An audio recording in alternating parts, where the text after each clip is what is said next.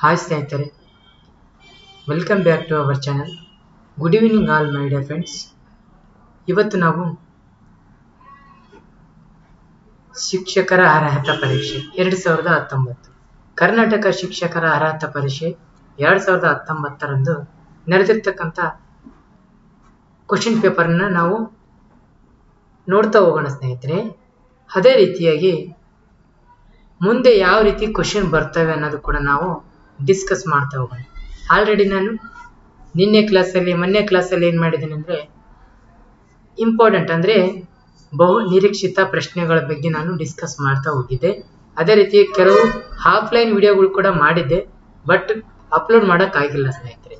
Serial ಪ್ರಕಾರನೇ ಮಾಡಿದ್ದೀನಿ, upload ಮಾಡೋಕ್ಕಾಗಿಲ್ಲ. ಅವನ್ನ ಮಾಡ್ತೀನಿ, ಡೋಂಟ್ ವರಿ. ಅದೇ ರೀತಿಯಾಗಿ ಇವತ್ತು ನಿಮಗೆ 2019ರಂದು ನಡೆದಿರ್ತಕ್ಕಂಥ ಸಮಾಜ ವಿಜ್ಞಾನ ಪ್ರಶ್ನೋತ್ತರಗಳನ್ನು ನಾನು ಡಿಸ್ಕಸ್ ಮಾಡ್ತಾ ಹೋಗ್ತೀನಿ.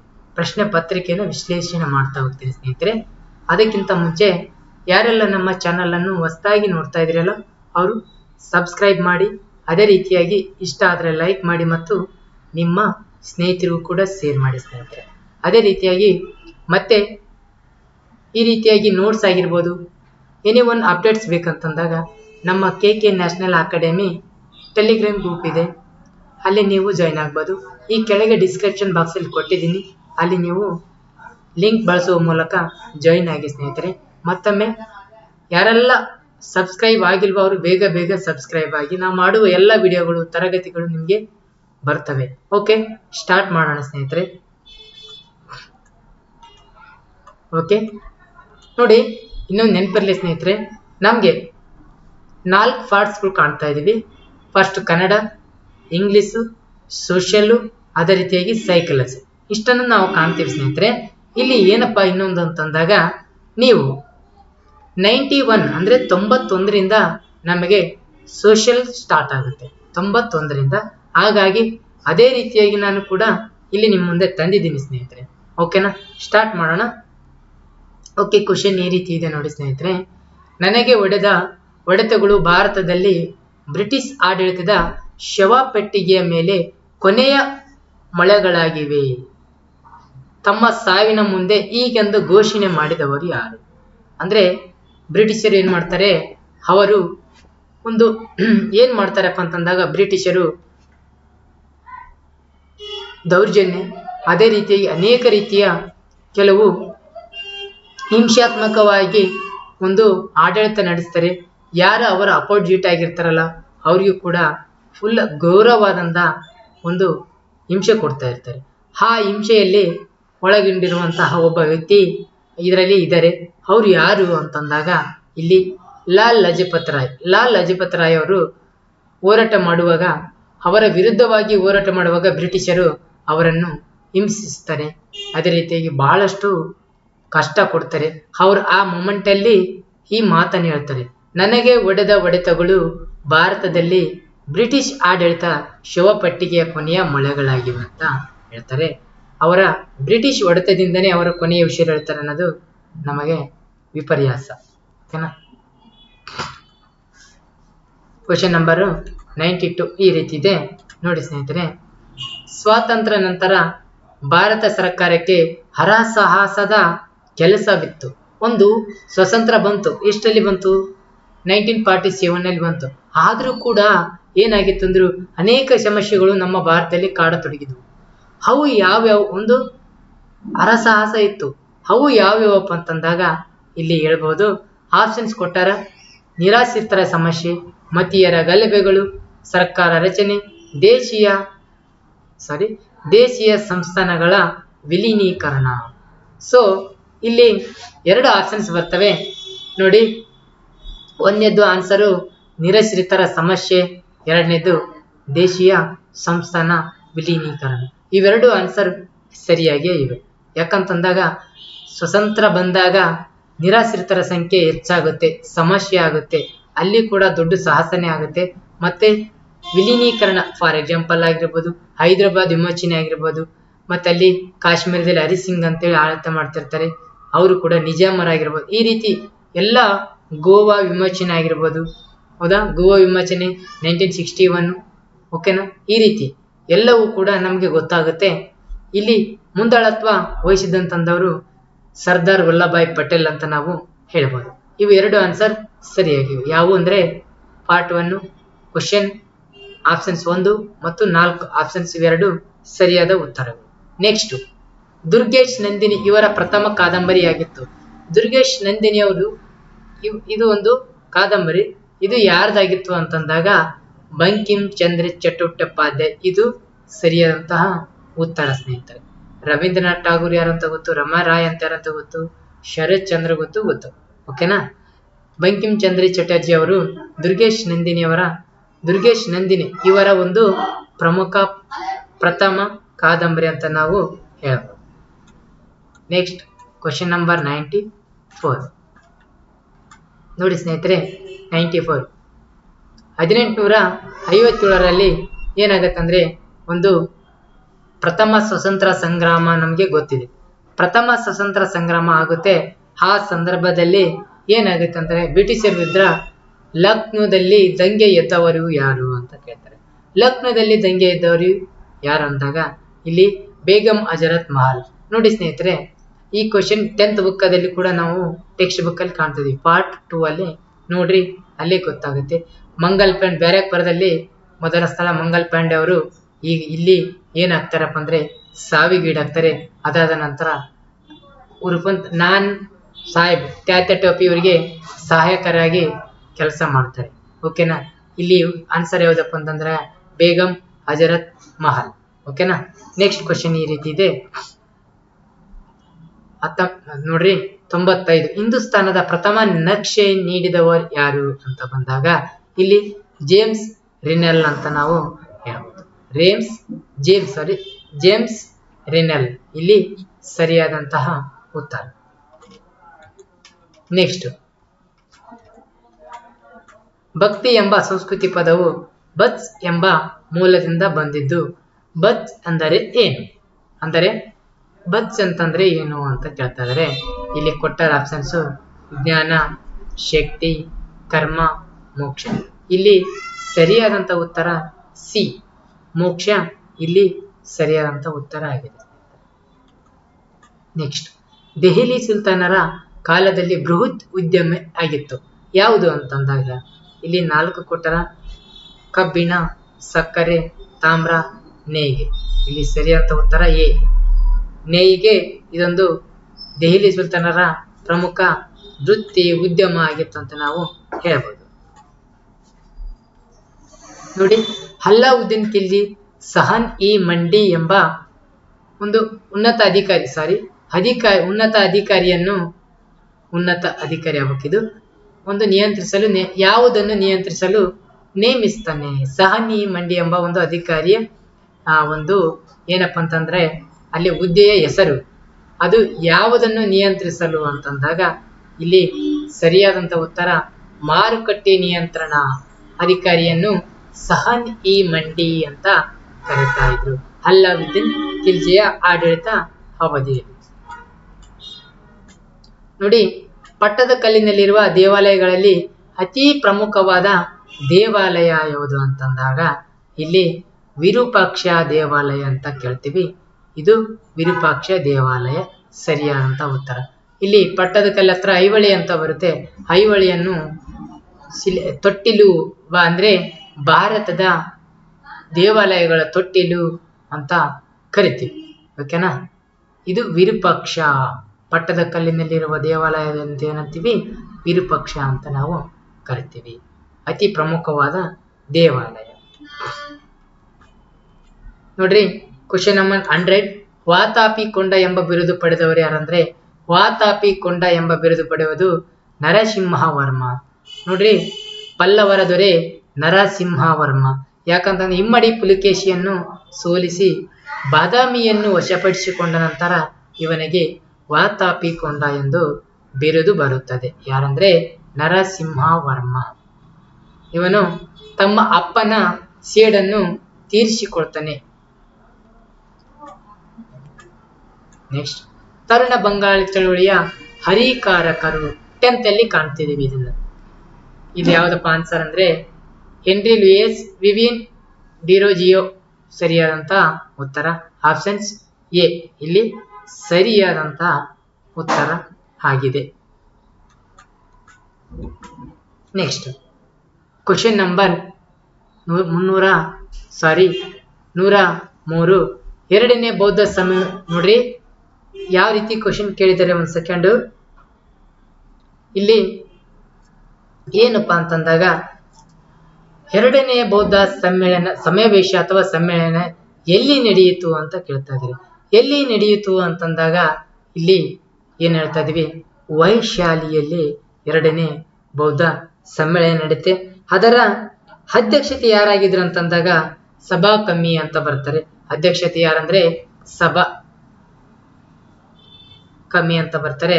ಅದು ಎಷ್ಟರಲ್ಲಿ ನಡೀತಪ್ಪ ಅಂತಂದಾಗ ಸಾಮಾನ್ಯ ಕ್ರಿಸ್ತಪೂರ್ವ 383ರಲ್ಲಿ ಕ್ರಿಸ್ತಪೂರ್ವ. ಸಾಮಾನ್ಯ ಶಕ ಪೂರ್ವ ನಾವು ಅಂತೀವಿ, ಸಾಮಾನ್ಯ ಶಕ ಪೂರ್ವ 383ರಲ್ಲಿ ಆಗುತ್ತೆ. ಇಲ್ಲಿ ಆಶ್ರಯದಾತ ಯಾರಂದ್ರೆ ಕಾಲಾಶೋಕ ಅಂತ ಕರಿತೀವಿ. ಹಾಗಾದ್ರೆ ಎರಡನೇ ಬೌದ್ಧ ಸಮ್ಮೇಳನ ವೈಶಾಲಿ ಆದ್ರೆ ಮೊದಲನೇ ಬೌದ್ಧ ಸಮ್ಮೇಳನ ರಾಜಗೃಹದಲ್ಲಿ ನಡೆಯುತ್ತೆ. ಇಲ್ಲಿ ಮಹಾಕಶ್ಯಪ ಅಧ್ಯಕ್ಷತೆ ಯಾರಿರ್ತಾರೆ ಅಂದ್ರೆ ಮಹಾಕಶ್ಯಪ. ಇದು ಎರಡನೇ ಬೌದ್ಧ ಸಮ್ಮೇಳನ, ಇದು ಒಂದನೇ ಬೌದ್ಧ ಸಮ್ಮೇಳನ ಆಗ್ತೈತೆ. ಅದೇ ರೀತಿಯಾಗಿ ಮೂರನೇದು ಪಾಟಲಿಪುತ್ರದಲ್ಲಿ ಆಗುತ್ತೆ. ಪಾಟಲಿಪುತ್ರ ಮೂರನೇದೇ ಬೌದ್ಧ ಸಮ್ಮೇಳನ ಪಾಟಲಿಪುತ್ರದಲ್ಲಿ ಆಗುತ್ತೆ. ನಾಲ್ಕನೇದು ಕುಂಡಲಿವನ. ಪಾಟಲಿಪುತ್ರದಲ್ಲಿ ಯಾರು ಅಧ್ಯಕ್ಷತೆ ವಹಿಸ್ತಾರಂದ್ರೆ ಮಗ್ಗಲಿಪುತ್ರ ಅಂತೇಳಿ ಅಧ್ಯಕ್ಷ ಹೋಗ್ತಾರೆ. ಇಲ್ಲಿ ಅಧ್ಯಕ್ಷತೆ ಇದು ಆಶ್ರಯದಾತಿ ಯಾರಂದ್ರೆ ಅಶೋಕ ಚಕ್ರವರ್ತಿ ಅಂತಾನೆ ಹೇಳ್ಬೋದು. ಇಲ್ಲಿ ಕುಂಡಲಿವನ ಯಾರಂದ್ರೆ ಕನಿಷ್ಕ ನಾಲ್ಕನೇ ಬೌದ್ಧ ಸಮ್ಮೇಳನ ಆಗುತ್ತೆ. ಇಲ್ಲಿ ವಸುಮಿತ್ರ ಇಲ್ಲಿ ಉಪ ಅಧ್ಯಕ್ಷತೆಯನ್ನು ವಹಿಸಿಕೊಂಡಿರ್ತಾನೆ. ಓಕೆನಾ. ನೆಕ್ಸ್ಟ್ ಗುಪ್ತರ ವಂಶದ ಸ್ಥಾಪಕ ಯಾರು? ಗುಪ್ತರ ವಂಶದ ಸ್ಥಾಪಕ ಯಾರು ಅಂತಂದಾಗ ನೋಡಿ ಸ್ನೇಹಿತರೆ, ಇಲ್ಲಿ ಗುಪ್ತರ ವಂಶ ಸ್ಥಾಪಕ ಶ್ರೀಗುಪ್ತ ಅಂತಾನೆ ಹೇಳ್ಬೋದು. ಓಕೆನಾ. Question number next 105. ಇವರಲ್ಲಿ ಒಬ್ಬರು ಆಡಳಿತದಲ್ಲಿ ಸಹಕರಿಸಲು ಅಷ್ಟಪ್ರಧಾನರೆಂಬ ಅಧಿಕಾರವನ್ನು ಅಲ್ಲಿ ಒಬ್ಬ ಅಷ್ಟಪ್ರಧಾನರೆಂಬುದು ಅಂದ್ರೆ ಆಡಳಿತದಲ್ಲಿ ನಿರ್ವಹಿಸಲು ಸಹಾಯಕರು ಪ್ರಧಾನ ಮಂತ್ರಿಗಳನ್ನು ಒಳಗೊಂಡಿದ್ದ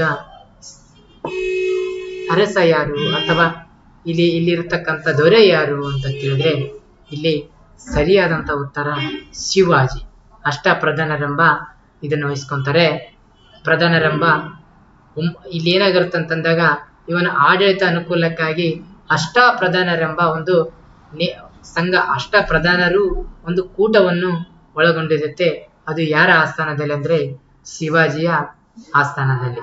ಇವರು ಶಿವನೇರಿ ದುರ್ಗದಲ್ಲಿ ಪಟ್ಟಾಭಿಷೇಕ ಮಾಡ್ಕೊಳ್ತಾರೆ 1674ರಲ್ಲಿ. ಔರಂಗಜೇಬು ಗೊತ್ತು ನಿಮ್ಗೆ ಯಾರಂತೇಳಿ. ಅದೇ ರೀತಿ ಮೊಘಲರ ದೊರೆ ಅಂತಾನೆ ಅನ್ಬೋದು.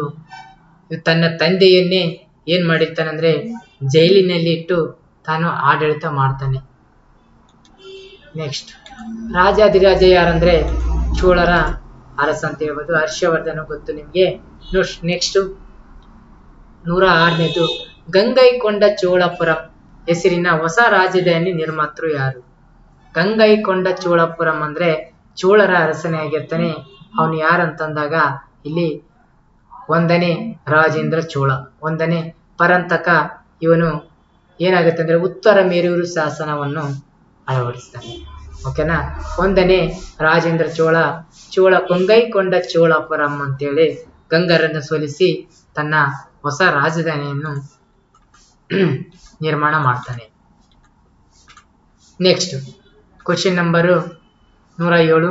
ಬುಕ್ಕರಾಯನ ಈ ದೇಶದ ರಾಜಧಾನಿಗೆ ರಾಯಭಾರಿಯನ್ನು ಕಳಿಸಿಕೊಟ್ಟ. ಬುಕ್ಕರಾಯದನಲ್ಲ, ಇವನು ಯಾವ ದೇಶಕ್ಕೆ ತನ್ನ ರಾಜಧಾನಿಯನ್ನು ಕಳಿಸಿಕೊಟ್ಟರ, ರಾಯಭಾರಿಯನ್ನು ಕಳಿಸಿಕೊಟ್ಟನು ಅಂತ ಬಂದಾಗ ಇಲ್ಲಿ ಚೀನಾದ ದೊರೆಗೆ ಕಳಿಸಿಕೊಟ್ಟನು ಅಂತ ಹೇಳ್ಬೋದು. Next question number 108. ಅಕ್ಬರ್ ನಾಮವನ್ನು ಆಂಗ್ಲ ಭಾಷೆಗೆ ಭಾಷಾಂತರಿಸಿದವರು ಯಾರು? ನೋಡ್ರಿ, ಅಕ್ಬರ್ ಇದನ್ನೆಲ್ಲ ಆಂಗ್ಲ ಭಾಷೆಗೆ ಅಕ್ಬರ್ ನಾಮ ಒಂದು ಇದೇ ಇದೆ, ಒಂದು ಕೃತಿ ಇದೆಲ್ಲ, ಅದನ್ನು ಆಂಗ್ಲ ಭಾಷೆಗೆ ಯಾರು ಭಾಷಾಂತರಿಸುತ್ತಾರೆ ಅಂದಾಗ ಇಲ್ಲಿ ಸರಿಯಾದಂತ ಉತ್ತರ ಬಿ, ಹೆನ್ರಿ ಬೇವಿಡ್ಜ್ ಅಂತ ಬರುತ್ತೆ. ಹೆನ್ರಿ ಬೇವಿಡ್ಜ್ ಇಲ್ಲಿ ಸರಿಯಾದಂತ ಉತ್ತರ.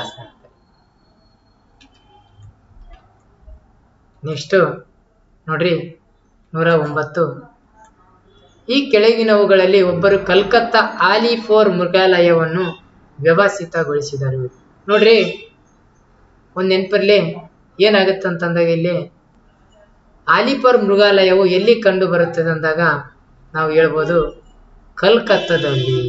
ಕಲ್ಕತ್ತಾದಲ್ಲಿ ಅಂತ ನಾವು ಹೇಳ್ಬೋದು. ಅದೇ ರೀತಿಯಾಗಿ ಅದನ್ನು ಸುವ್ಯವಸ್ಥೆಗೊಳಿಸಿದವರು ಯಾರು ಅಂತ ಬಂದಾಗ ಇಲ್ಲಿ ಹೇಳ್ಬೋದು ಇಬ್ರು ಬರ್ತಾರೆ, ಅವರಿಬ್ಬರನ್ನು ಕೊಟ್ಟಿದ್ದಾರೆ ಆನ್ಸರು ವೆಲ್ಲೆಸ್ಲಿ. ಅದೇ ರೀತಿಯಾಗಿ ಫ್ರಾನ್ಸಿಸ್ ಬುಟಾನಮ್ ಅಂತೇಳಿ ಸರಿಯಾದಂತ ಉತ್ತರ. ಕ್ವಶನ್ ನಂಬರ್ 110 ಇದೆ, ಈ ರೀತಿ ಇದೆ ನೋಡ್ರಿ. ಸಿಮ್ಲಾ ಒಂದು ಬೇಸಿಗೆ ಧಾಮಕ್ಕೆ ಈ ಯುದ್ಧವು ಸಮಯದಲ್ಲಿ ಗುರುತಿಸಲ್ಪಟ್ಟಿತು, ಫೇಮಸ್ ಆಯ್ತು ಯಾವ್ದಂದಾಗ, ಯಾವ ಯುದ್ಧ ಅಂತಂದಾಗ ಗೋರ್ಖಾ ಯುದ್ಧ. ಸರಿಯಾದಂತ ಉತ್ತರ ಗೋರ್ಖಾ ಯುದ್ಧ ಅಂತ ನಾವು ಕರಿಬಹುದು. ನೆಕ್ಸ್ಟ್ 111.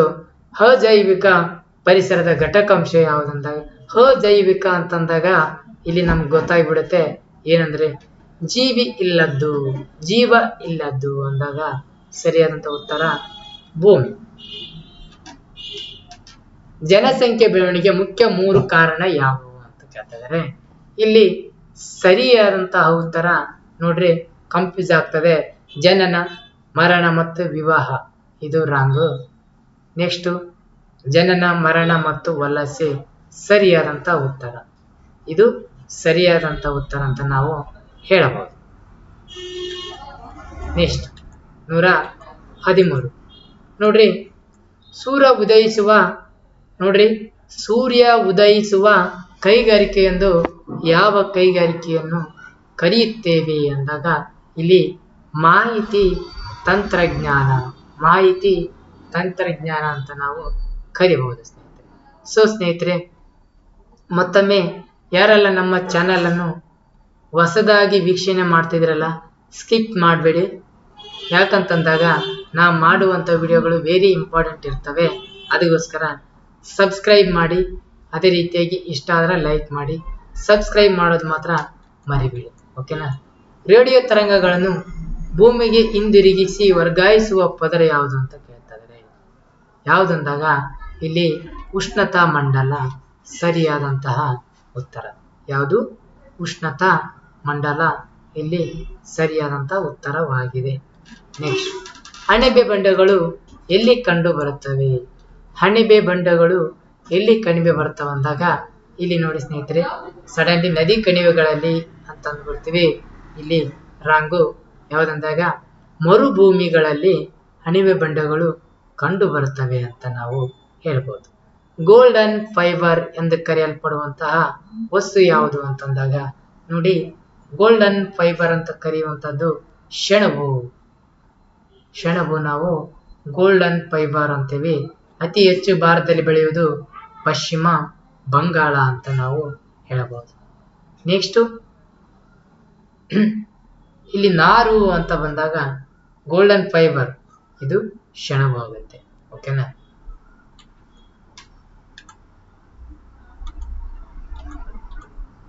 ನೆಕ್ಸ್ಟ್ 117 ಹೀಗಿದೆ. ಪೂರ್ವಘಟ್ಟದ ಅತಿ ಎತ್ತರವಾದ ಶಿಖರ ಯಾವುದಪ್ಪ ಅಂತಂದಾಗ ಶಿಖರ ಯಾವುದಂದಾಗ ಆನೆಮಿಡಿ ದಕ್ಷಿಣ ಭಾರತ ಅತ್ಯಂತ ಎತ್ತರವಾದ ಶಿಖರ ಅಂತ ಎಲ್ಲರಿಗೂ ಗೊತ್ತಿದೆ. ಆದರೆ ಮಹೇಂದ್ರಗಿರಿ ಇಲ್ಲಿ ಸರಿಯಾದಂತಹ ಉತ್ತರ, ಮಹೇಂದ್ರಗಿರಿ. ನೆಕ್ಸ್ಟ್, ಪ್ರಥಮ ಯಶಸ್ವಿ ಯಾಂತ್ರೀಕೃತ ಬಟ್ಟೆಯ ಗಿರಣಿ ಸ್ಥಾಪಿತವಾದದ್ದು ಎಲ್ಲಿ? ನೋಡಿ, ಮೊದಲು ಸ್ಥಾಪಿತವಾದ ಅಲಹಾಬಾದ್ದಲ್ಲಿ ಅತಿ ಹೆಚ್ಚು ಹತ್ತಿ ಗಿರಣಿ ಹೊಂದಿದ್ದಂತಹ ಒಂದು ಪ್ರದೇಶ ಅನ್ಬೋದು. ಆದರೆ ಇಲ್ಲಿ ಪ್ರಥಮ ಯಶಸ್ವಿ ಯಾಂತ್ರೀಕೃತ ಬಟ್ಟೆಯ ಗಿರಣಿ ಸ್ಥಾಪನೆಯಾಗಿದೆ ಎಲ್ಲಿ ಅಂದ್ರೆ ಇಲ್ಲಿ ಮುಂಬೈ ಸರಿಯಾದಂತಹ ಉತ್ತರ. ಇಲ್ಲಿ ಮುಂಬೈಯಲ್ಲಿ ಇರುವಂತಹದ್ದು ನಾವು ಕಾಣ್ತಾ ಇದ್ದೀವಿ. ನೆಕ್ಸ್ಟ್ ನೋಡಿ, ಕರಗಿದ ಲಾವರಸದಿಂದ ಉಂಟಾಗುವ ಕಲ್ಲು ಅಥವಾ ಶಿಲೆ ಯಾವುದು ಅಂತ ಕೇಳ್ತಾರೆ. ನೋಡಿ ಇಲ್ಲಿ ಏನಾಗಿದೆ ಅಂದ್ರೆ ಕರಗುವ ಇದೆ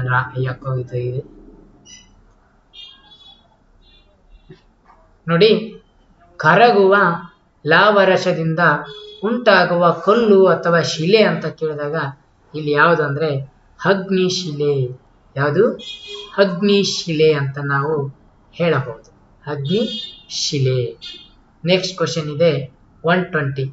ಮಾನ್ಸೂನ್ ಎಂಬ ಪದವು ಅರೇಬಿಕ್ನಿಂದ ಬಂದಿದೆ. ಅರೇಬಿಕ್ ಪದದಿಂದ ಬಂದಿದೆ. ಅದು ಯಾವ ಪದ? ಅರೇಬಿಕ್ನಲ್ಲಿರುವಂತಹ ಪದ ಯಾವುದು? ಮಾನ್ಸೂನ್ ಇರ್ತಲ್ಲ. ಇಲ್ಲಿ ಸರಿಯಾದಂತ ಉತ್ತರ ಮೌಸೀಮ್. ಸರಿಯಾದಂತ ಉತ್ತರ ಮೌಸೀಮ್. ಸೊ ಸ್ನೇಹಿತರೆ, ಇವತ್ತು ನಾವು 30 ಕ್ವಶನ್ ಅನ್ನು ಡಿಸ್ಕಸ್ ಮಾಡಿದ್ವಿ. ಮತ್ತೆ ಮುಂದಿನ ವಿಡಿಯೋದಲ್ಲಿ ಇನ್ನೂ 30 ಕ್ವಶನ್ ನಾನು ನಿಮ್ಮ ಮುಂದೆ ತರ್ತಾ ಇದ್ದೀನಿ. ಓಕೆ ಸ್ನೇಹಿತರೆ, ಅದಕ್ಕೋಸ್ಕರ ನಿಮ್ಮ ಗ್ರೂಪಿಗೂ ಕೂಡ ಶೇರ್ ಮಾಡಿರ್ತೀನಿ. ಯಾವುದೇ ಕಾರಣಕ್ಕೂ ಮಿಸ್ ಮಾಡಬೇಡಿ. ಸಬ್ಸ್ಕ್ರೈಬ್ ಮಾಡೋದು ಮಾತ್ರ ಮರಿಬೇಡಿ ಸ್ನೇಹಿತರೆ. ಅದಕ್ಕಾಗಿ ಹೇಳ್ತಾ ಇದ್ದೀನಿ, ವೆರಿ ಇಂಪಾರ್ಟೆಂಟು. ಅದೇ ರೀತಿಯಾಗಿ ನಾವು ಫ್ರೀ ಇದ್ದ ಟೈಮಲ್ಲೇ ಕೆಲವು ಇಂಪಾರ್ಟೆಂಟ್ ಕ್ಲಾಸ್ಗಳು ಕೂಡ ಮಾಡ್ತಾ ಇರ್ತೀನಿ, ನೋಟ್ಸ್ ಕೂಡ ಕಳಿಸ್ತಾ ಇರ್ತೀನಿ. ನೋಡಿ, 120+ ಯಾರು ಮಾಡ್ತಿರೋ ಅವರು ಮಾತ್ರ ಜಾಬಲ್ಲಿ ಫಿಕ್ಸ್ ಆಗ್ತೀರಿ. GPT ಈ ಸರಿ ಬರುವ. ಓಕೆ, ಅದಕ್ಕಾಗಿ ಹೇಳ್ತಾ ಇದ್ದೀನಿ, ದಯವಿಟ್ಟು ಯಾರು ಮಿಸ್ ಮಾಡ್ಕೋಬೇಕು. ನೆಕ್ಸ್ಟ್ ಮಂತೆ ಎಕ್ಸಾಮ್ ಇರೋದು. ನೆಕ್ಸ್ಟ್ ಮಂತೆ ಮಿಸ್ ಇಲ್ಲ, ನೆಕ್ಸ್ಟ್ ಮಂತೆ. ಅದಕ್ಕೋಸ್ಕರ ಬೇಗ ಸ್ಟಡಿ ಮಾಡಿ. ಸ್ವಲ್ಪ ಹಾರ್ಡ್ ವರ್ಕ್ ಮಾಡ್ತೀನಿ ಬಾ ಅಂತ ಹೇಳ್ಬಿಟ್ಟು ಹುಚ್ಚುಚ್ಚಾಕರ್ ಮಾಡೋದೆಲ್ಲ. ಸ್ಮಾರ್ಟ್ ಆಗಿರಲಿ, ವರ್ಕು ಸ್ಮಾರ್ಟ್ ಆಗಿರಲಿ, ನಿಮಗೆ ಈಸಿಯಾಗಿ ಅರ್ಥ ಆಗುತ್ತಾರೆ ಇರಲಿ. ಸ್ಟಡಿ ಕೂಡ ಹಾಗೆ ಮಾಡಿ. ಓಕೆ, ಮುಂದಿನ ವಿಡಿಯೋದಲ್ಲಿ ಸಿಗ್ತೀನಿ.